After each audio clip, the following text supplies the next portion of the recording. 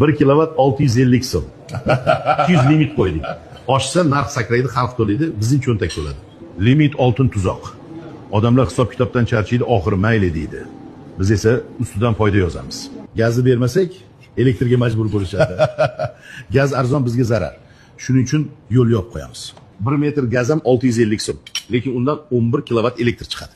Gazni elektrga aylantirsak, daromad 11 barobar bo'ladi. Xalqqa arzon gaz berish o'zimizni kambag'al qilish. Biz aqlli yo'l tanladik. Kimni aldadik o'zi? Ular 2-3 kun baqiradi, keyin o'rganib qoladi. O'rgangan xalq eng qulay xalq. Biz ishni davom ettiramiz.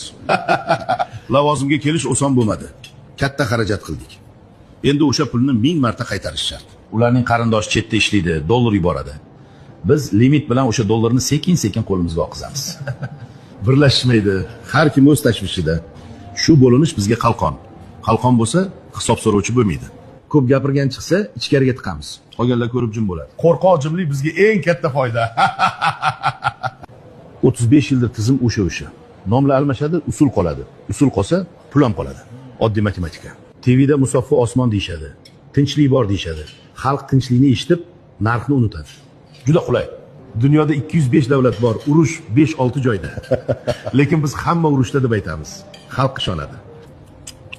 Sodda xalq faqat so'ramaydi, ovozga ishonadi. Ovozni kim boshqarsa, boshni ham boshqaradi. Biz esa ovozni sotib olganmiz. Bizga hisob kerak. Hisob esa limitda. 200 dan oshsa bayram. Gaz berilsa, pech yoqiladi, elektr kamayadi. Elektr kamaysa, bizning foyda kamayadi. Demak, gaz bermay turamiz. Xalq qimmat desa, biz sabr deymiz. Sabr ularning odati. Odati bo'lsa, quloqadi. Ular konsert va boshqa narsalar bilan chalg'itamiz. Biz esa chetda turib, mojarodan foyda yig'amiz. Qorin to'q bo'lsa odam jim. Shu sabab reklama, serial, shovqin, xalqni ovqatdek ovutamiz. Ular ham chaynaydi. Ba'zan xalq uchun kuyunamiz deb chiqamiz. 1-2 arzon aksiyani ko'rsatamiz, keyin yana narxni ko'tarib qo'yamiz.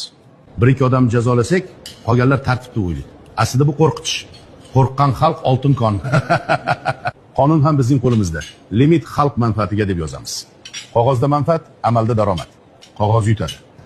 Kim hisob so'rasa, tizim ishlamayapti deymiz.